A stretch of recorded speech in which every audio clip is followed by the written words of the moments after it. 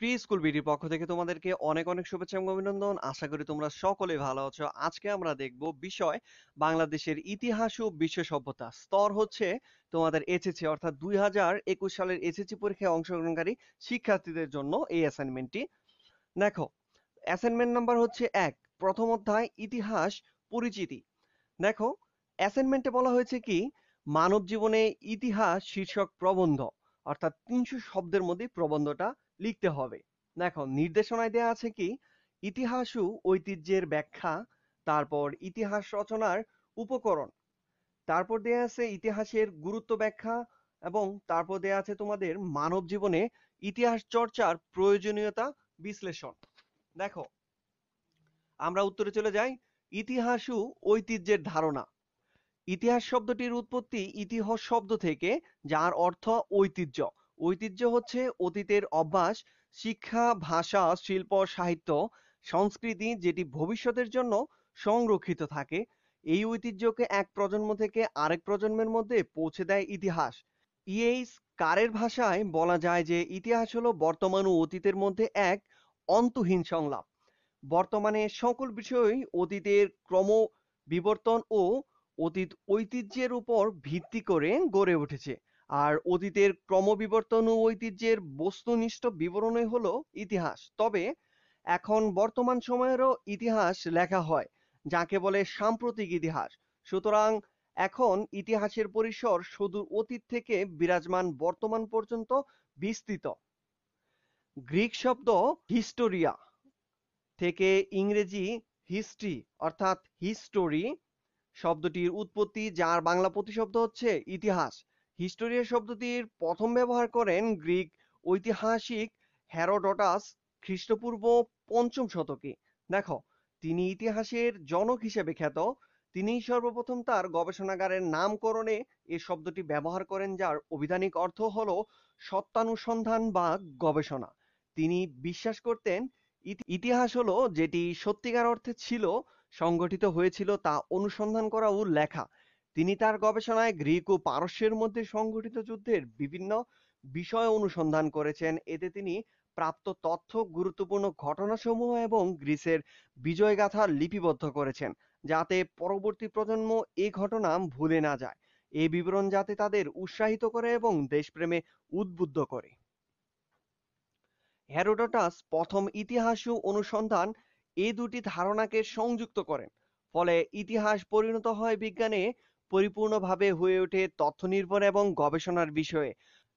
ট্রয়েনবির মতে সমাজের জীবন ও ইতিহাস প্রকৃতপক্ষে মানব সমাজের অন্তত ঘটনা প্রবাহই হলো ইতিহাস। তারপর ইতিহাসের উপাদান। যেসব তথ্য প্রমাণের উপর ভিত্তি করে ঐতিহাসিক সত্যকে প্রতিষ্ঠিত করা সম্ভব তাকেই ইতিহাসের উপাদান বলা হয়। সঠিক ইতিহাস লিখতে ঐতিহাসিক উপাদানের গুরুত্ব অপরিসীম।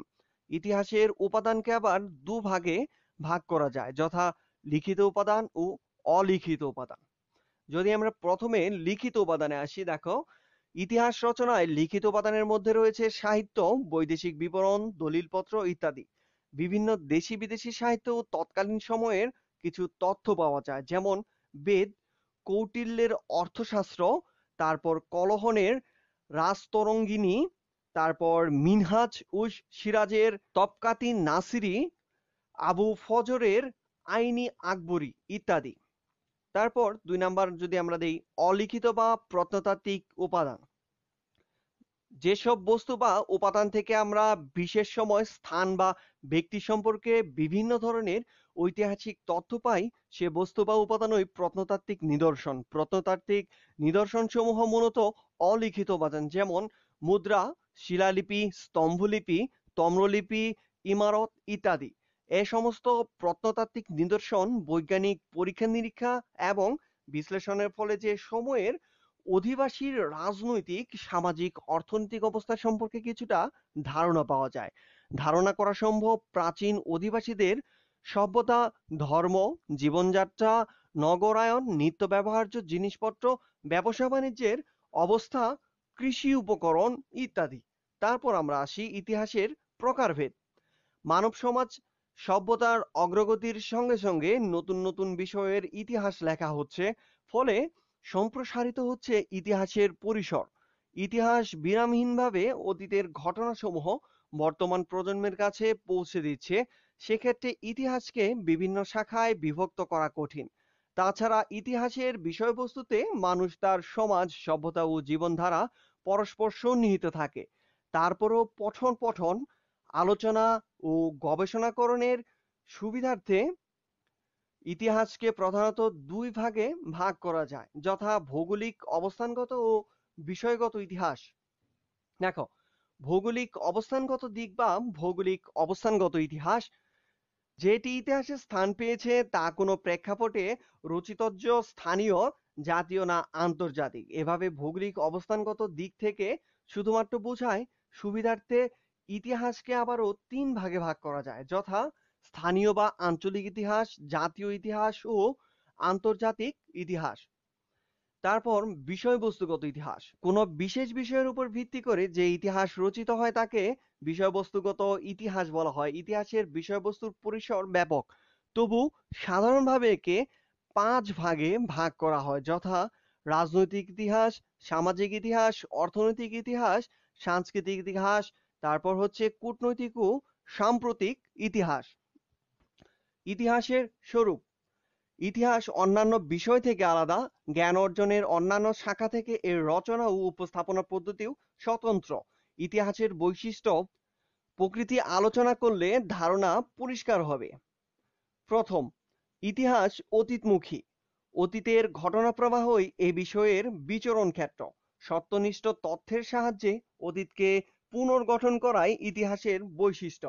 দ্বিতীয়ত, ইতিহাসের বিষয়বস্তু মানুষ, তার সমাজ সভ্যতা, মানব সমাজ ও সভ্যতার ক্রম অগ্রগতির ধারাবাহিক তথ্য নির্ভর বিবরণই হচ্ছে ইতিহাসের আলোচ্য বিষয়। তৃতীয়ত হচ্ছে, ইতিহাসে আবেগ ও অতিকথনের কোনো ঠাঁই নেই। ঘটে যাওয়া ঘটনায় সঠিক বিবরণ পরবর্তী প্রজন্মের কাছে তুলে ধরাই ইতিহাসের বৈশিষ্ট্য।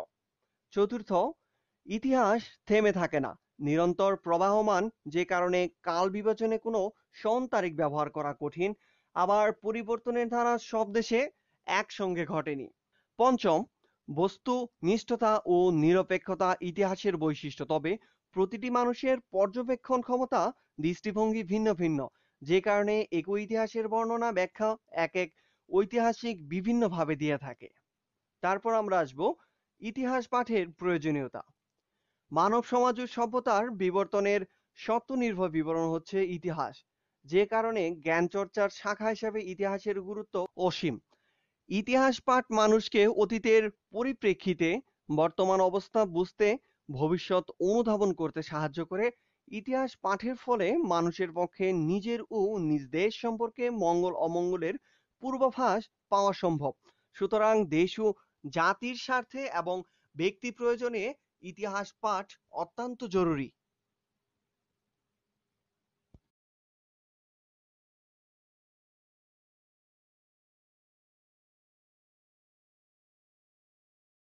সকল অ্যাসাইনমেন্টের শতভাগ সঠিক এবং নমুনা উত্তর পেতে আমাদের সাথে থাকো। যারা আমার চ্যানেলটি এখনো সাবস্ক্রাইব করোনি তারা এখনই সাবস্ক্রাইব করে ফেলো এবং লাইক কমেন্ট করতে অবশ্যই ভুলবে না। নতুন নতুন ভিডিও পেতে বেল আইকনটি অবশ্যই প্রেস করে রাখবে। এতক্ষণ সাথে থাকার জন্য সকলকে ধন্যবাদ।